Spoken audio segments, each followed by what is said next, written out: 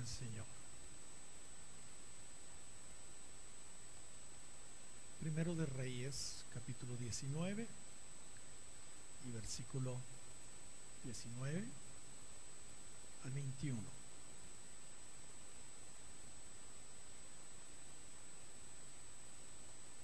Lo que vamos a leer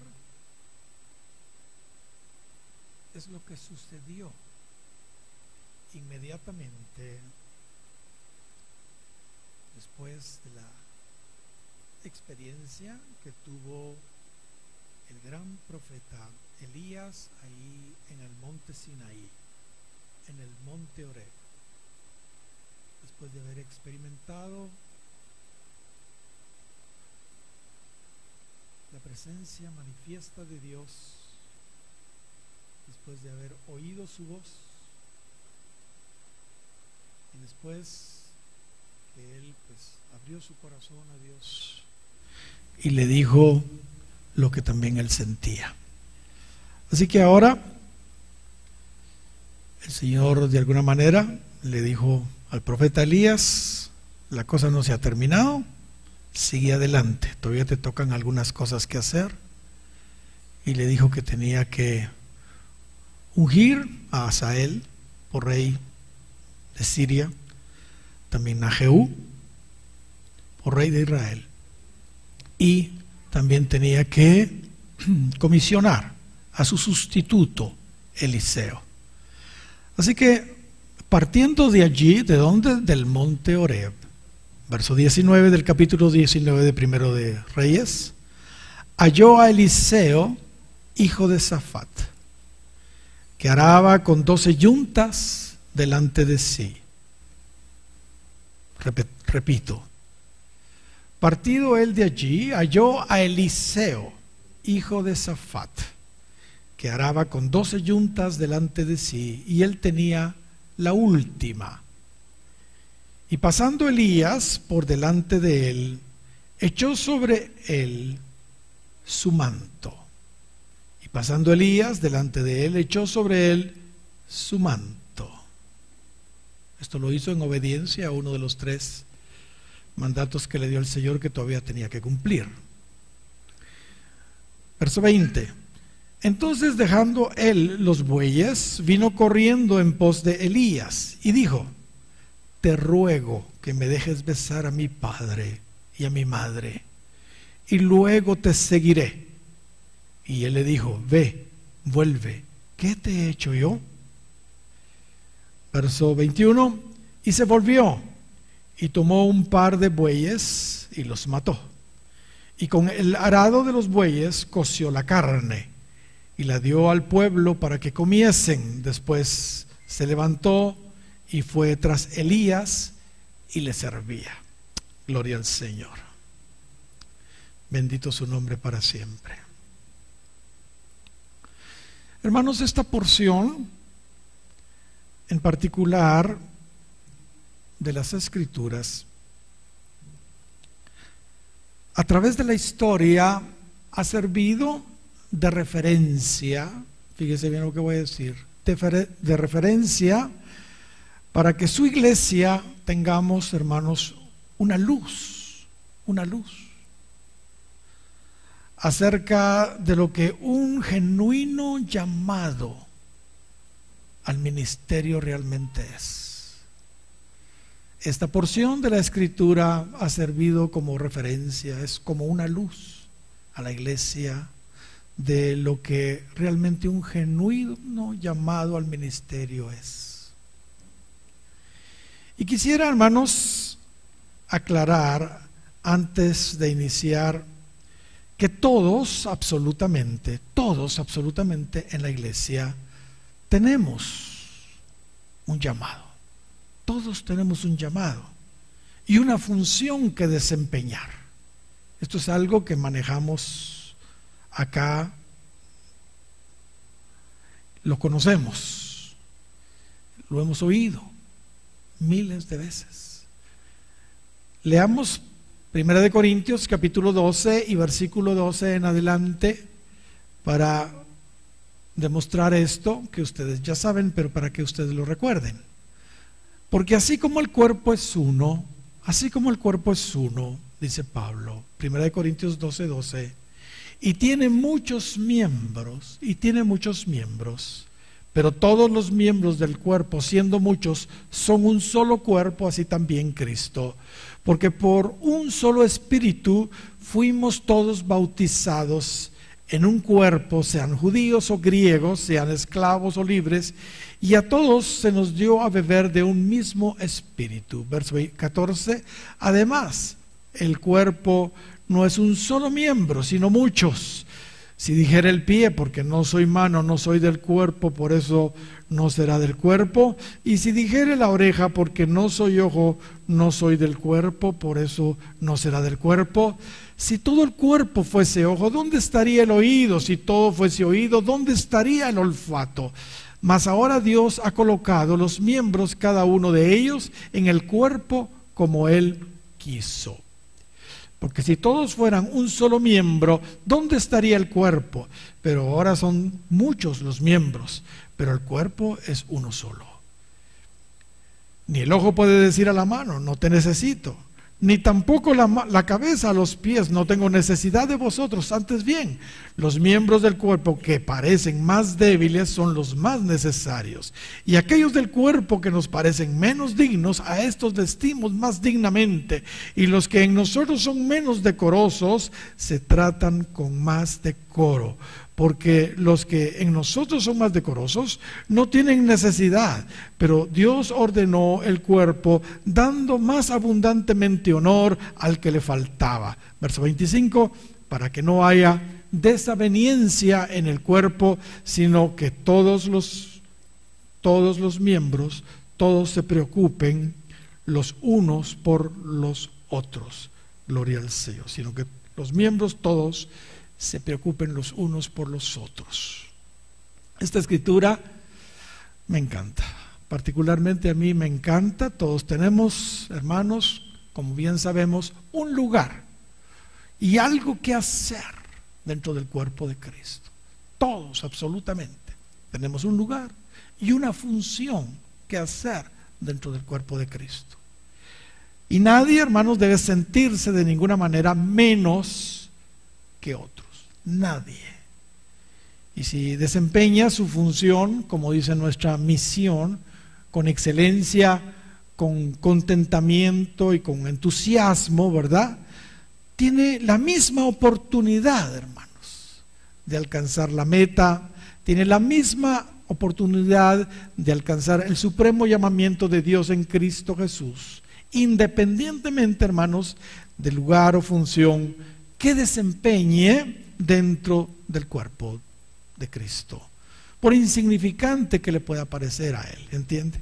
O sea que, hermanos, esto es una porción de la Escritura maravillosa, y a mí particularmente me gusta mucho, porque sé que Dios tiene un lugar para cada uno dentro del cuerpo de Cristo, y por eso mi insistencia todo el tiempo de pedirle dirección al Señor para saber cuál es mi lugar dentro del cuerpo de Cristo y cuál es mi función dentro de la iglesia, para trabajar ahí a todo vapor, ¿verdad? Con excelencia, con entusiasmo y con contentamiento, mientras alcanzamos la meta, que es llegar a ser como Cristo, ¿verdad? Gloria sea el nombre del Señor. Sin embargo, hermanos, como ustedes deben saber, aunque todos tenemos un llamado, ¿verdad?, a fungir en alguna área específica de la iglesia, todos lo tenemos. Es claro, hermano, que existen algunos llamados que definitivamente no son para la generalidad. Hay creyentes que son llamados por Cristo mismo, hermanos, a conformar uno de los 5 ministerios primarios. Pablo dijo en Efesios capítulo 4 y versículo 11, y él mismo, hablando de Cristo por el contexto, constituyó a unos apóstoles, a otros profetas, a otros evangelistas, a otros pastores y maestros. Notemos, todos tenemos una función dentro del cuerpo de Cristo que desempeñar. Sin embargo, es claro que hay un llamado especial para aquellos que van a conformar los 5 ministerios. Los 5 ministerios. Y Cristo mismo es el que hace ese llamado. Hebreos capítulo 5 y versículo 4 dice que nadie toma para sí esta honra. O sea, este no es de chinchilete, ¿entiende? No. Nadie toma para sí esta honra. 5:4 de Hebreos, sino el que es llamado por Dios, como lo fue Aarón, hablando de los ministerios, y aquí específicamente refiriéndose al ministerio sacerdotal de Aarón. Gloria al Señor. Hermanos, sin duda el llamado que Dios le hizo a Eliseo a través de Elías en figura, hermanos, es el llamado que Cristo mismo le hace a aquellos que Él en su presencia ha escogido para ejercer alguno de esos 5 ministerios. El llamado que Dios le hizo a Eliseo a través de Elías, hermanos, sin duda es un ejemplo de lo que Cristo hace cuando llama a alguien para ser parte de los 5 ministerios. Sin embargo, como estaremos considerando en su momento, este llamado también es en figura el que Cristo le hace a la iglesia que finalmente va a alcanzar la meta, que finalmente va a alcanzar esa doble porción, y no quiero adelantarme porque de eso voy a estar hablándoles uno de los domingos siguientes, pero hermanos, también Eliseo es una figura de la iglesia que alcanzará, digamos, la doble porción que el Señor tiene para ella. En un sentido, Elías, hermanos, entonces es una figura de Cristo. Elías es una figura de Cristo y Eliseo, hermanos, es una figura, hermanos, de la iglesia. Una figura de la iglesia, pero no solo de la iglesia, sino también es una figura de aquellos que han sido llamados para conformar, digamos, uno de los 5 ministerios. Gloria al Señor. Hermanos, ¿sabe? Elías realizó 7 milagros. 7 milagros. Mientras que Eliseo realizó 14 milagros. Él alcanzó entonces la doble porción, aún en eso, y lo vamos a ver más adelante, sino esta vez en una próxima oportunidad. Cristo dijo en Juan capítulo 14 y versículo 12, de cierto os digo, el que en mí cree, dijo él, las obras que yo he hecho, él también las hará. Él también las hará, ¿ok? Pero eso es igual, ¿verdad? Pero que sigue diciendo, y aún mayores hará, porque yo voy al Padre. Esta escritura de Juan 14, 12, hermanos, es una escritura con alcances proféticos para nuestros días, ¿entiende? Cuando aquellos, hermanos, que alcancen la meta y la doble porción, hermanos, aquel grupo de la iglesia que alcance esa madurez llegue a realizar milagros mayores incluso que los que Cristo realizó. Esto todavía no lo hemos visto en la historia, ¿entiende? Pero esto va a suceder muy, pero muy pronto.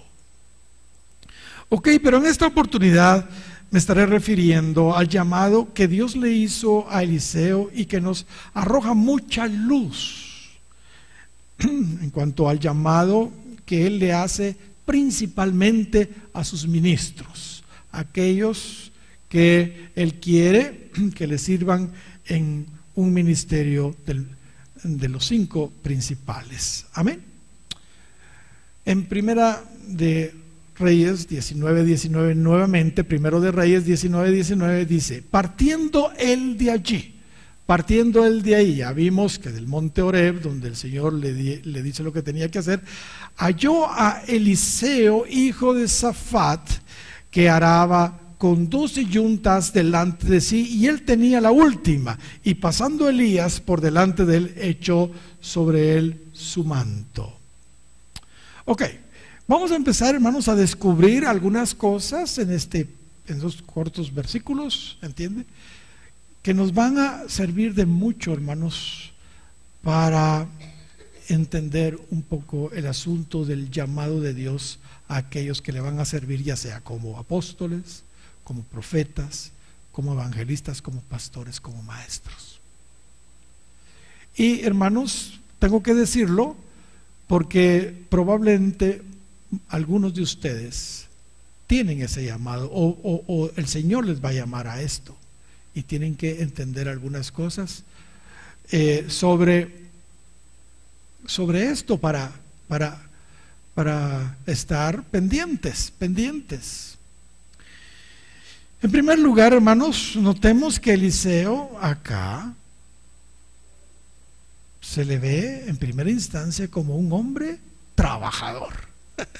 Trabajador. Mire lo que dice ahí. Dice que halló a Eliseo, hijo de Safat, que araba con 12 yuntas delante de sí, y él tenía la última, dice. Eliseo, hermanos, era un hombre trabajador. Y sabe, este detalle del trabajo resulta, hermanos, sin duda determinante para tener el privilegio de ser llamado al ministerio. Repito, el asunto del trabajo es determinante para tener el privilegio de aspirar a un llamado para el ministerio. Dios en su presencia, hermanos, su presencia es su conocimiento anticipado, porque Dios es Dios y ve el pasado, presente y futuro, porque Él vive en un eterno presente. Pues Dios en su presencia escoge, hermanos, a aquellos que Él ve que no son ociosos, que no son haraganes, que por el contrario son gente diligente, son gente trabajadora. La lista, hermanos, es larga de ejemplos bíblicos de aquellos que Dios llamó para un ministerio. Hermanos, es larga. Y cuando se las lea nos vamos a dar cuenta que de veras ellos estaban trabajando cuando el Señor los llamó. Moisés fue llamado mientras pastoreaba, trabajando ahí, pastoreando las ovejas de su suegro Jetro allá en Horeb. Eso lo vemos ahí en Éxodo capítulo 3, verso 1 en adelante. Gedeón, tremendo profeta de Dios también, Dios lo encontró trabajando. Ahí estaba escondido en ese lagar, limpiando el trigo, sacudiendo el trigo, porque los madianitas les estaban atacando y él estaba medio escondido ahí, pero ahí estaba trabajando. Eso lo dice Jueces capítulo 6. Ahí estaba Gedeón. Saúl también, él andaba trabajando, buscando las asnas de su padre Cis, cuando fue llamado por el profeta Samuel para ser rey de Israel. David igual, él apacentaba, estaba trabajando, era un jovencito pero trabajaba, ¿entiende? Ahí cuidando las ovejas de su padre Isaí, y el mismo profeta Samuel le llama al ministerio mientras él estaba trabajando. Gloria al Señor. Así que todos ellos. Nehemías era un trabajador, él trabajaba como copero del rey cuando el Señor le llama para ser un restaurador de la ciudad y los muros de Jerusalén que estaban destruidos. Amós también trabajaba con el ganado y así lo llamó el Señor. Pedro y Andrés fueron llamados cuando estaban trabajando. Ellos eran pescadores y estaban tirando la red y pescando cuando el Señor los llamó, los encontró y los llamó. Juan y Jacobo también trabajaban, pero ellos, su trabajo era remendar las redes, y el Señor los encuentra y los llama también al ministerio. Mateo o Leví, que es el mismo, fue también llamado mientras trabajaba recaudando impuestos, ¿entiende? Y algo, hermanos, que deben de tomar en cuenta todos aquellos que son llamados a un ministerio, es que el Señor usa sus habilidades naturales en el ministerio y las usa para que de esa manera puedan bendecir al cuerpo de Cristo. ¿Cómo les explico? Pablo era un trabajador, porque él construía tiendas, y cuando él llegó a ser un apóstol, el Señor lo hizo un constructor. Él mismo dice de él mismo que él era un perito arquitecto, ¿entiende? Él construía espiritualmente la iglesia, edificaba, pues era un edificador de la iglesia. Pedro era un pescador de peces y Dios lo convirtió en un pescador de hombres, ¿entiende? Juan remendaba las redes y Dios lo hizo un reparador de la iglesia. Con su mensaje de amor principalmente, él vivía restaurando lo que ya estaba deteriorado cuando él surgió finalmente, porque se nos desapareció por muchos años Juan, pero de repente surge por ahí el ministerio de Juan, reparando todo lo que ya estaba deteriorado a esas alturas de la iglesia, ¿entiende? Entonces notemos cómo los trabajos seculares de las personas que Dios llama y las escoge precisamente porque son diligentes y trabajadores, nos van a dar también una luz del área ministerial en que van a fungir en el Señor. Amén. Amén. Dan gloria al Señor.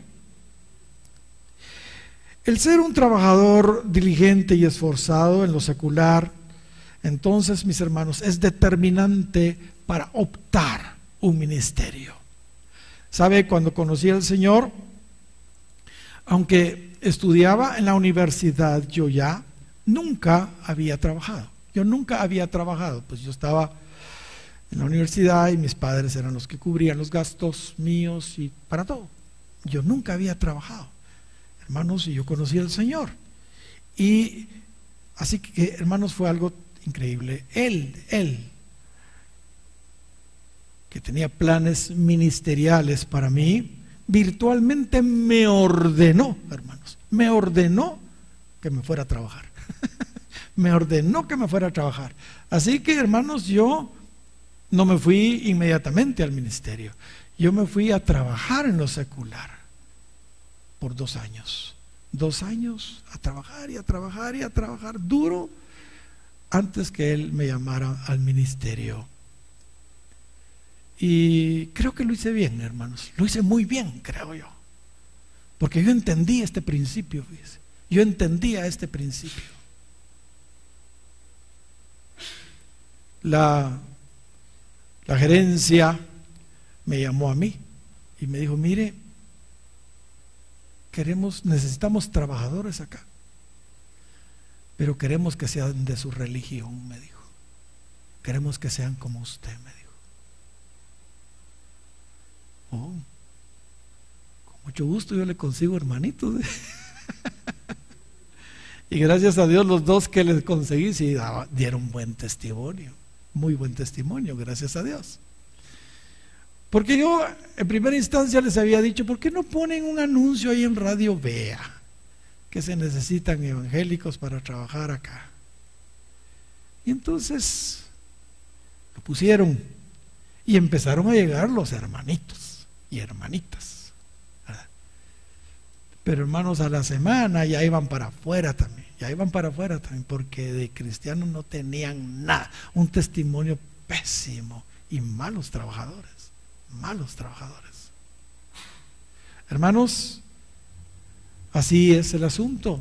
Queremos optar un ministerio, sobre todo primario, hermanos, bueno, echemos punta pues, en el trabajo secular, con responsabilidad, con diligencia, realmente comprometidos en lo que hacemos.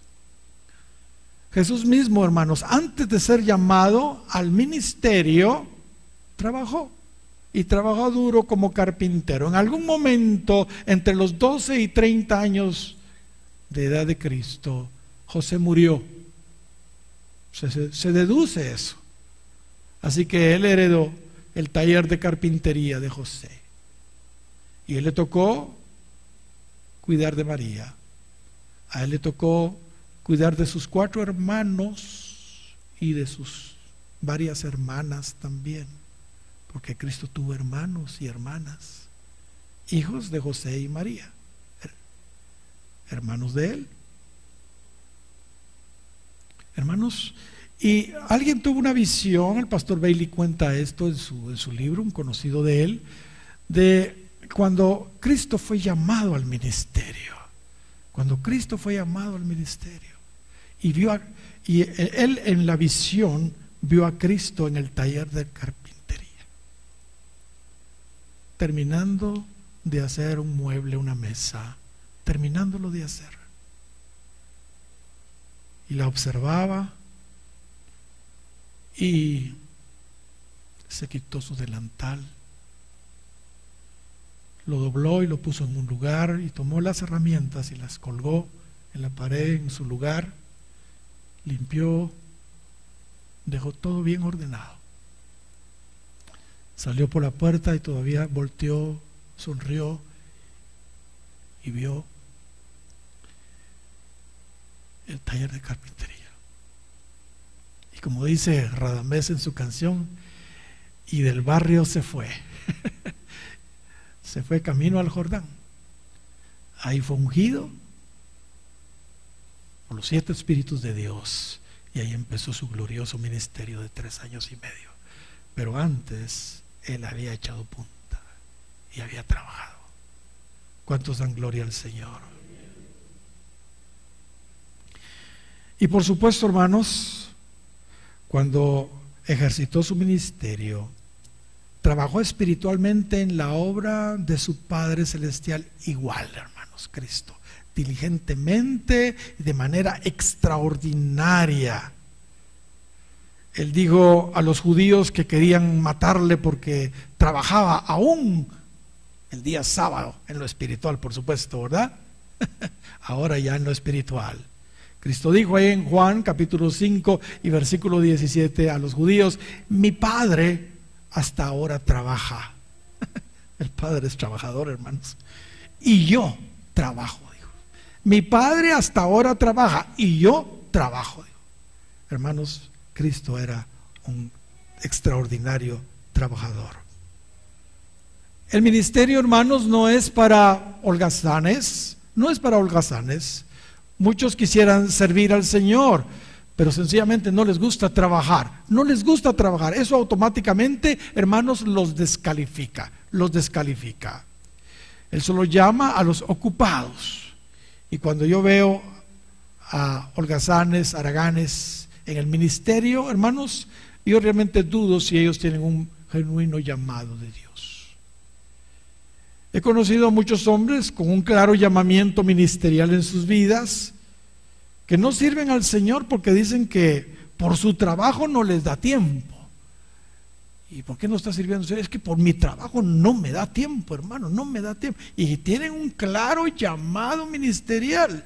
Si tan solo ellos entendieran que Dios precisamente llama a las personas trabajadoras, ocupadas para su servicio. Si tan solo eso entendieran ellos, que Él los está llamando precisamente por eso, porque son gente ocupada, porque son gente responsable, diligente, trabajadora, ¿entienden? Pero no tengo tiempo, porque estoy trabajando todo el tiempo, así que no puedo servir al Señor. Y cabal, eso es el requisito para servir al Señor. Por otro lado, he conocido a algunos que debido a que pretenden un ministerio, por eso no trabajan en lo secular. No trabajan en lo secular. Y solo se mantienen orando y ayunando, esperando que algún día Dios los llame al ministerio. Les tengo noticia. No los va a llamar. Buscar al Señor está bien, orar al Señor está bien, pero por el amor de Dios, trabajen duro si realmente pretenden un ministerio. Trabajen duro en lo secular. Entonces Dios ya puede voltearlos a ver. Si nos damos cuenta, Elías, hermanos, no encontró a Eliseo ni ayunando, ni orando, ni ofreciendo sacrificios, sino que lo encontró trabajando. Lo encontró trabajando. Por supuesto, no estoy diciendo de que Eliseo no oraba y que no ofrecía sus sacrificios. Debe de haberlo hecho, definitivamente. Pero no se nos da ese detalle. El detalle que se nos da era que era un chambeador. Y no era cualquierita Eliseo. Eliseo era un hombre rico. Eliseo era un hombre rico. Porque hermanos, cuando el Señor llama, no llama solo que a los pobres o solo a un cierto sector. No. Él tiene de todos los rangos y clases sociales y razas y en fin, aquellos que Él ha elegido para el ministerio. Eliseo era un hombre rico. Solo un hombre pudiente podía hacer un banquete de despedida como el que vemos que se disparó ahí en el versículo 21. Mató bueyes y empezó y le dio de comer a todo el pueblo y a toda la gente y a su familia. Alegría de que el Señor lo había llamado al ministerio. Hizo toda una fiesta, pues, toda una fiesta similar a la que hizo Leví. Mateo, el recaudador de impuestos, él también hizo lo mismo, toda una celebración. Cuando Cristo le dijo, sígueme, le dijo, dejó su escritorio y se fue detrás del Señor. Pero hermanos, para que Eliseo haya hecho todo esto era porque era un hombre pudiente. Solo un hombre rico, hermanos, mire lo que dice el verso 21, por si no me creen.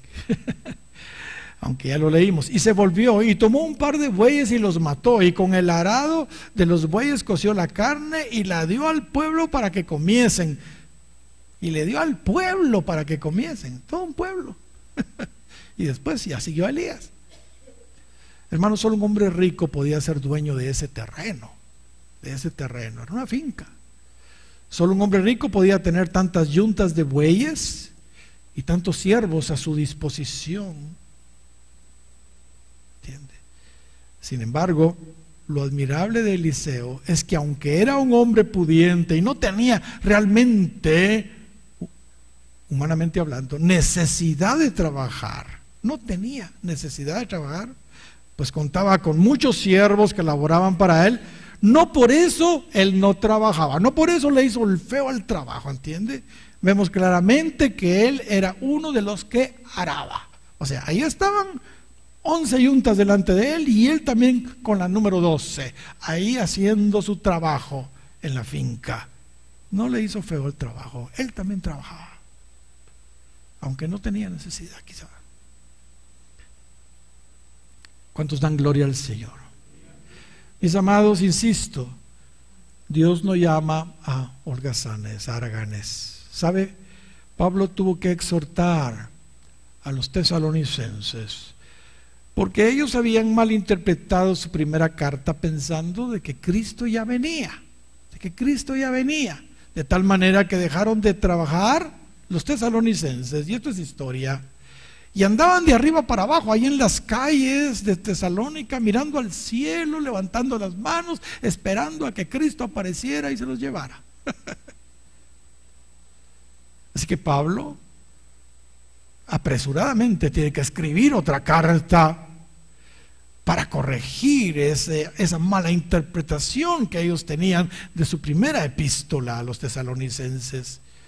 Y les dice ahí en segunda de Tesalonicenses capítulo 3 y versículo 10: porque también cuando estábamos con vosotros os ordenábamos esto: si alguno no quiere trabajar, tampoco coma.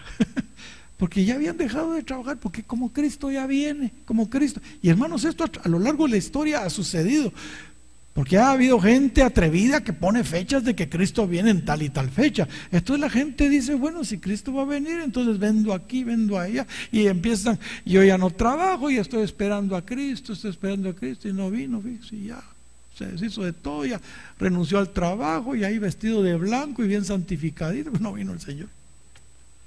Eso mismo le sucedió a los tesalonicenses.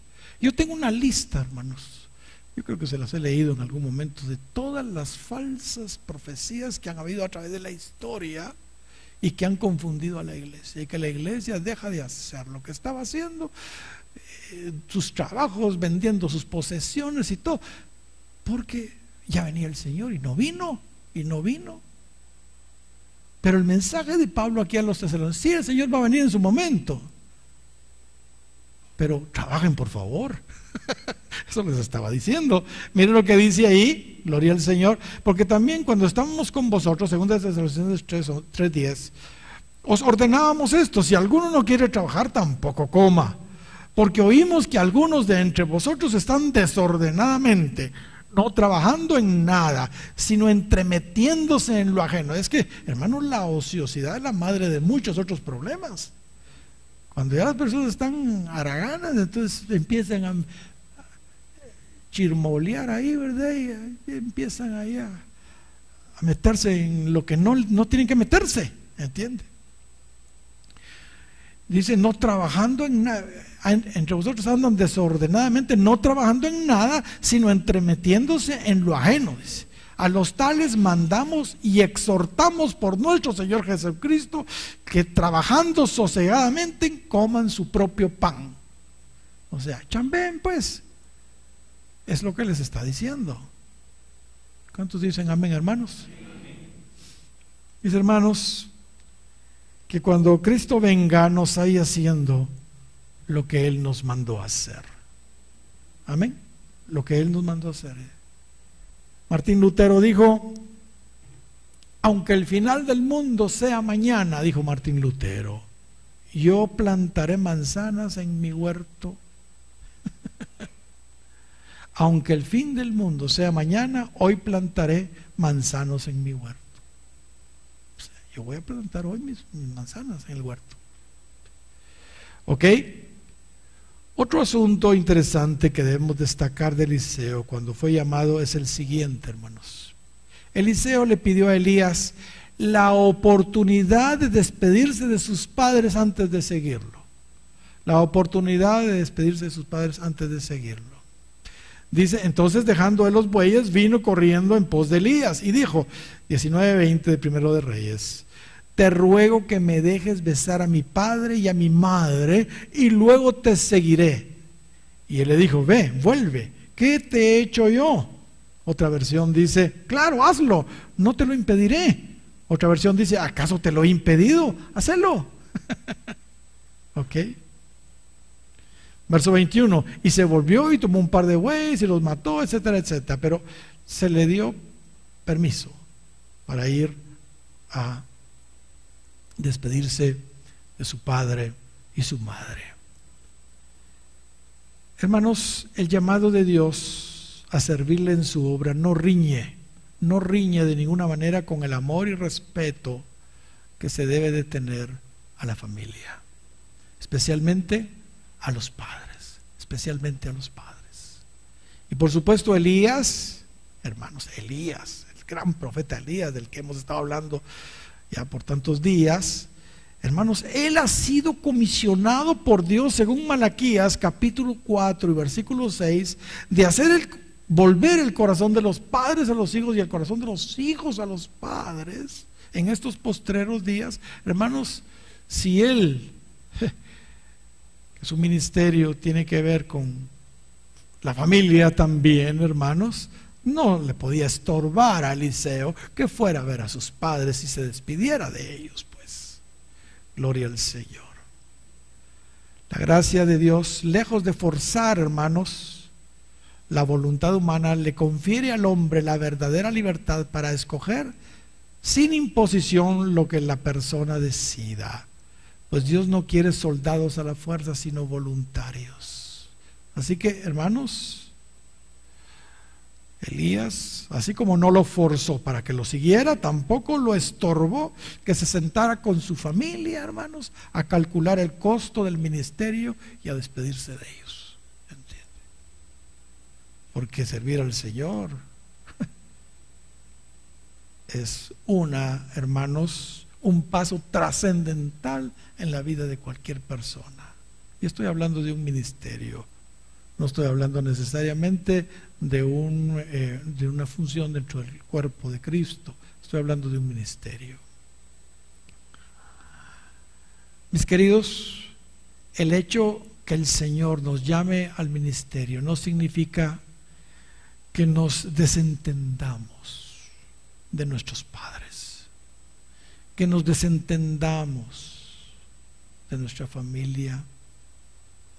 No significa que no los tomemos en cuenta. ¿Entiende? Conozco ministros que creen que porque sirven a Dios, esto les exime de tener responsabilidades con sus padres. ¿Entiende? Y simplemente los ignoran y los tienen abandonados. Mateo capítulo 15 y versículo 4. Mire lo que Cristo dijo de ellos. Mateo 15, 4. Porque Dios dijo: honra a tu padre y a tu madre. Honra a tu padre y a tu madre. Y el que maldiga a su padre o a su madre será condenado a muerte. Estoy leyendo la versión Dios habla hoy. Verso 5. Pero ustedes afirman que un hombre puede decirle a su padre o a su madre: no puedo ayudarte porque todo lo que tengo lo he ofrecido a Dios. ¿Cómo es posible? Hay gente que dice: no puedo ayudarte, le dice a sus padres, porque todo lo que tengo se lo he ofrecido a Dios. Estoy sirviendo a Dios en el ministerio. Y que cualquiera que diga esto ya no está obligado a ayudar a su padre o a su madre. Así pues, ustedes han anulado la palabra de Dios para seguir sus propias tradiciones. Hipócritas. Bien habló el profeta Isaías acerca de ustedes cuando dijo: este pueblo me honra con su boca, pero su corazón está lejos de mí. Hermanos, en realidad es todo lo contrario. Es todo lo contrario. Cuando, hermanos, servimos, cuando el Señor nos llama al ministerio, de ninguna manera debemos desentendernos de la familia. Fíjense que, aunque claramente vemos que Eliseo estaba determinado a seguir a Elías, honró a sus padres tomándolos en cuenta acerca de su llamado. Y fue a despedirse de ellos. Y fue a despedirse de ellos. Y aunque no se nos dice, hermanos, se sobreentiende que sus padres lo bendijeron y deben de haberse sentido muy honrados y orgullosos del llamado de su hijo. Pues no se lo cohibieron, no se lo cohibieron. La actitud de Eliseo fue totalmente diferente, hermanos, a la de otro pasaje que encontramos en la Escritura. Hubo una persona por ahí que Jesús nunca llamó. Sin embargo, él se ofreció para seguirlo. Hay ofrecidos también, ¿verdad? Entonces, Cristo nunca lo llamó, pero él sí se ofreció para seguirlo. Este no solo no fue llamado al ministerio, sino que además, quizá queriendo imitar, por la historia que seguramente conocía, a Eliseo, pidió despedirse primero de su familia. Es un caso muy similar, muy similar. Mire lo que dice Lucas capítulo 9 y versículo 61. Entonces también dijo otro: te seguiré. Te seguiré. Señor, pero déjame que me despida primero de los que están en mi casa. Déjame primero despedirme de mi familia, pues. Y Jesús, como tenía discernimiento, como tenía ciencia, solo lo miró y le dijo: ninguno que poniendo su mano en el arado mira hacia atrás, en el arado y mira hacia atrás, es apto para el reino de Dios. Y puse esta analogía, hermanos, contraria a la otra, porque también básicamente es lo mismo. Vemos aquí que Cristo menciona el arado, y eso era lo que estaba haciendo Eliseo. Así que, hermanos, Cristo lo agarró en el aire. Me está tratando de recordar la historia de Eliseo, pero Eliseo era una cosa, nada que ver. A Eliseo yo lo llamé y usé a Elías para llamarlo, pero se está ofreciendo y no tiene un llamado porque todavía tiene la familia atravesada en su corazón.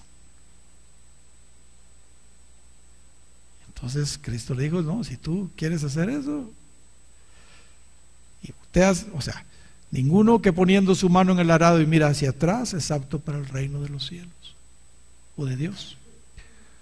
Por la respuesta de Jesús, hermanos, claramente descubrimos que este hombre todavía estaba atado a su familia. Y si Jesús le hubiera permitido que lo siguiera, hermanos, seguramente hubiera fracasado como ministro de Dios. ¿Sabe por qué? Porque los surcos espirituales que él haría no le hubieran salido rectos. No le hubieran salido rectos, pues se habría estado volteando para ver atrás todo el tiempo y por consiguiente no hubiera habido buena producción de fruto. ¿Entiendes? Eso lo discernió Cristo. A este hombre le hubiera pasado lo que le pasó, por ejemplo, a la mujer de Lot, que iba saliendo, ¿verdad?, de Sodoma y Gomorra, pero todavía tenía ataduras ahí atrás, y volteó atrás y se convirtió en una estatua de sal. Y hablar de sal es hablar de esterilidad, porque la sal se usaba para esterilizar. La usaban para esterilizar los campos y para hacerla infructuosa, ¿entiende? Y eso lo hacían los enemigos con los terrenos y territorios de otros, ¿entiende? Así que, ¿cuántos creyentes hay sin fruto hoy por voltear a ver atrás? A personajes como este sí le aplican las palabras que Jesús dijo allí en Mateo capítulo 10 y versículo 37. El que ama a padre o madre más que a mí no es digno de mí. El que ama a hijo o hija más que a mí no es digno de mí. Mateo 10, 37. Mis amados, la familia debe amarse, por supuesto, pero no más que a Dios. La familia debe amarse, pero no al grado que nos estorbe, no al grado que nos detenga en la obra de Dios. Voy a repetirlo, subiendo un poco más el volumen de la voz. La familia, hermanos, debe amarse, pero no más que a Dios. Lo acabamos de leer ahí en Mateo 10, 37. La familia debe amarse, pero no al grado que nos estorbe o nos detenga en la obra de Dios. ¿Cuántos hombres de Dios nunca han podido desarrollar, hermanos, bien su ministerio por las ataduras familiares? Porque cuando la mujer se atranca, cuando los hijos se atrancan, cuando los padres se atrancan, cuando el esposo se atranca o la esposa, hermanos, eso se pone tremendo. Se pone tremendo. Pero tenemos que continuar. Tenemos que continuar. Dicen amén, hermano. ¿A usted se le atranca a alguien? ¿O usted es el que se atranca?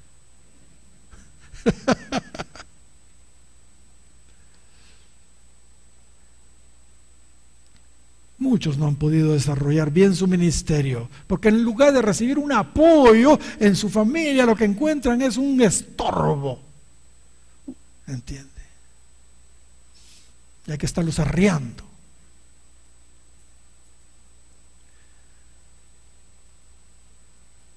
¿Cuántos hijos de Abraham hay acá? ¿Cuántos hijos de Abraham hay acá?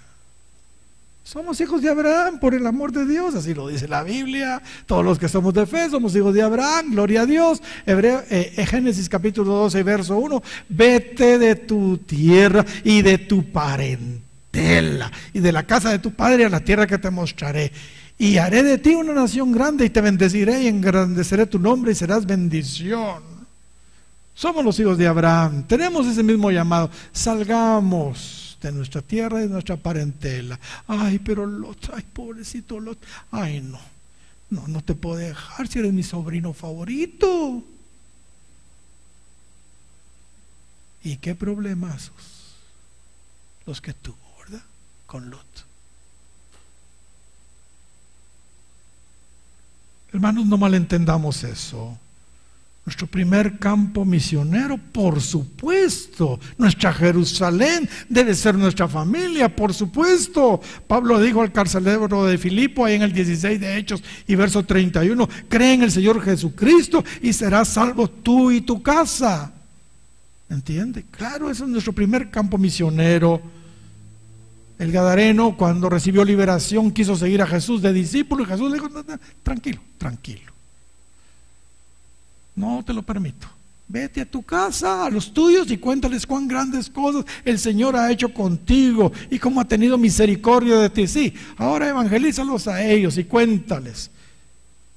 ¿Entiendes? Sí, el primer campo misionero es nuestra Jerusalén. No, pero unos quieren, no, es que yo tengo un llamado hasta lo último de la tierra. Comience con los suyos, por Dios santo. Comience con los vecinos, comience, ¿entiende? Comience con gente de su trabajo. No, pero ellos quieren irse al otro lado del mundo para que digan todos: qué ministerio.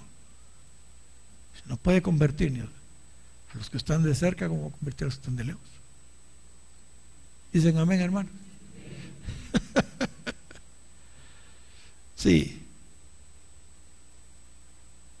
Él quiere que trabajemos con la familia, por supuesto. La familia es importante en nuestro primer campo misionero, pero cuando anteponemos la familia antes que a Dios, tenemos un serio problema, pues nos limita o descalifica, hermanos, para el ministerio.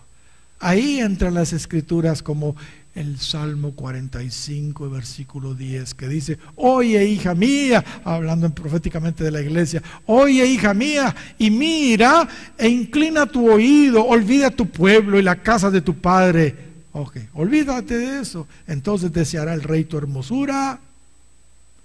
Inclínate a él, porque él es tu Señor.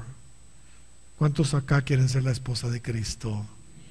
Bueno, ahí están las claves. Ahora, el caso de Eliseo, hermanos, era diferente. Era diferente a la de esa persona ofrecida, que su prioridad era la familia y que si se metía al ministerio iba a hacer surcos torcidos porque iba a estar volteando a ver su familia atrás. Eliseo sí estuvo dispuesto a poner las cosas en su lugar, en el orden de prioridades correcto. Con respecto a la familia, los consultó y se despidió de ellos. Y no le pusieron ninguna objeción, gracias a Dios. Y con respecto al trabajo secular, lo cortó de tajo. Prueba de eso es que con el mismo arado con que él estaba trabajando, hizo el fuego para cocinar los 2 bueyes con los que estaba trabajando y para darles de comer a todo el mundo. ¿Entiendes? Ahí se descubre que él dijo: aquí se acabó mi trabajo, porque ahora el Señor me ha llamado a un trabajo más importante. Y es que el que milita, dice Pablo, no se embaraza en los negocios de la vida, no se enreda en los trabajos del mundo, pues. Alguien que está en el ministerio, está en el ministerio. Amén. Y tiene que quitarse esas ataduras del trabajo secular. ¿Cuántos dan gloria al Señor? Leamos nuevamente entonces. Verso 21, y se volvió y tomó un par de bueyes y los mató. 19:21 de Primero de Reyes. Y con el arado de los bueyes coció la carne y la dio al pueblo para que comiesen. Después se levantó y fue tras Elías y le servía. Y le servía. Ahora que ya había cortado totalmente con su yugo natural de su trabajo y se había despedido de su familia, tomó un nuevo arado espiritual para nunca voltear a ver atrás. Dejó este arado, dejó este yugo, ¿entiende? Y tomó el espiritual para nunca más volver atrás. Pues Cristo dijo, ninguno que poniendo su mano en el arado y mira atrás es apto para el reino de Dios. ¿Cuántos dan gloria al Señor? 9:62 de Lucas. Me encantan las palabras de Pablo, las hago mías siempre. 3:13 de Filipenses y 14. Hermanos, yo mismo no pretendo haberlo ya alcanzado, pues una cosa hago, olvidando ciertamente lo que queda atrás y extendiéndome a lo que está delante, prosigo a la meta, al premio del supremo llamamiento de Dios en Cristo Jesús. Amén. Olvidando lo que queda atrás. Hermanos, lo que siempre les he dicho se ratifica aquí.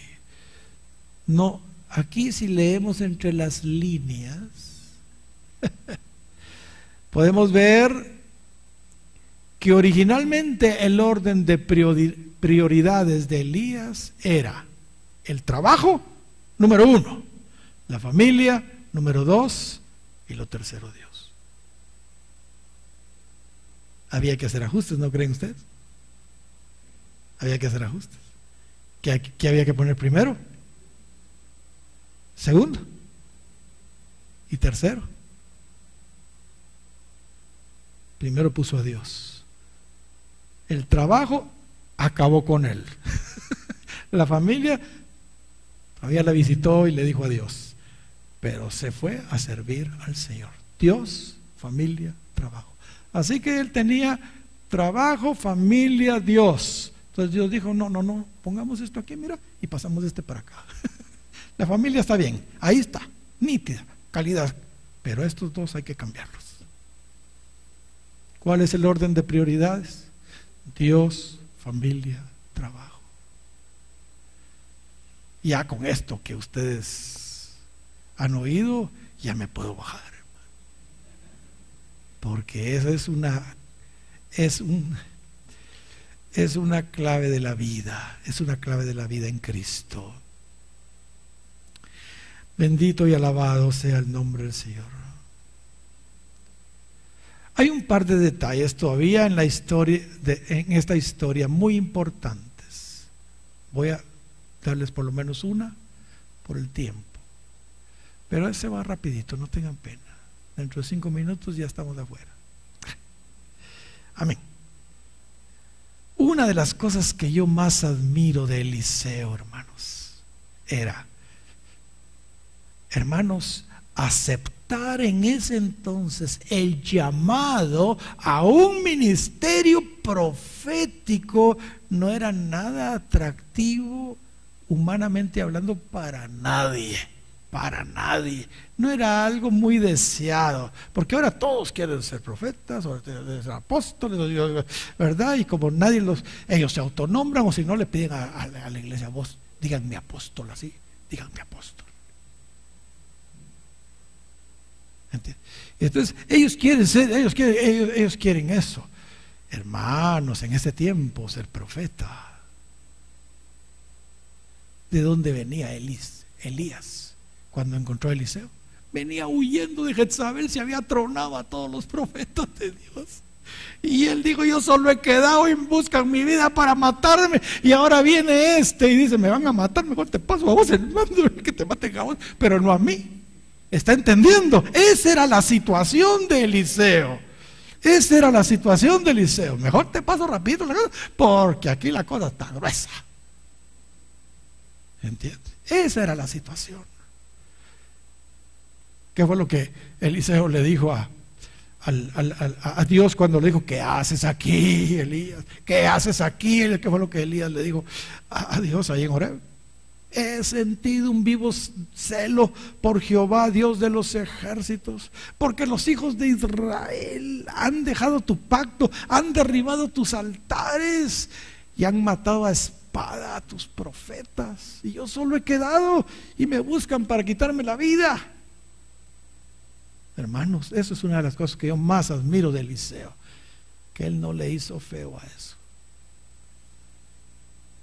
Él probablemente, hermanos, era de los 7,000 que no habían, bueno, sin duda, de los 7,000 que no habían doblado sus rodillas ante Baal, ni le habían besado. Elías creía que estaba solo, pero habían 7,000, y uno de esos 7,000 era Eliseo. Y era alguien, hermanos, que no le importó eso. No le importó la persecución furiosa que Jezabel tenía en contra de los profetas de Dios, y que les quitaba la cabeza. Al profeta visto, profeta degollado. Pero él estaba dispuesto a morir si fuera necesario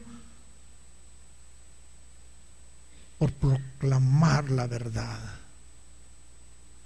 La pregunta es: ¿y nosotros qué? Porque esto es todo profético para nuestros días. Ya lo estuvimos viendo mientras estudiamos ahí a Elías. El espíritu de Jezabel está operando de una manera tremenda en nuestros días en contra de los verdaderos siervos de Dios, para quitarle la autoridad, para quitarle la cabeza, ¿entiende? Como en los días de Elías y Eliseo, ¿entiende? Ese mismo espíritu está operando hoy.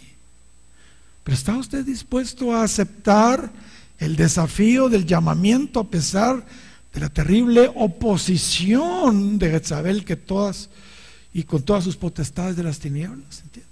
¿Está usted dispuesto a aceptar ese desafío? Quiero decirles algo. Cristo, quien es nuestro, digámoslo así, porque ya vimos que la figura, que es nuestro Elías celestial. Cristo, nuestro Elías celestial, ¿entiende? Anda con su manto, para tirarlo, para ponerlo sobre los Eliseos de hoy. Y aunque Él siempre será preeminente, hermanos, Él quiere darnos el poder para hacer cosas mayores que Él, así como Eliseo hizo cosas mayores que Elías, hizo el doble de milagros, y Cristo dijo: las obras que yo he hecho, vosotros también las haréis, hablando de los Eliseos postreros. Vosotros también las haréis, y mayores que estas haréis. ¿Cuántos dan gloria al Señor? Él quiere darnos una doble porción.